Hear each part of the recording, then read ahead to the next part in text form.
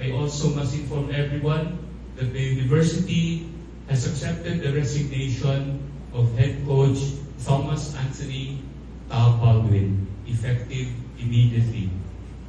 We thank him for the years of service to the Blue Eagles. But as we enter a period of deep institutional review, a change in leadership is necessary to ensure the full integrity of our sports programs and safety protocols governing them.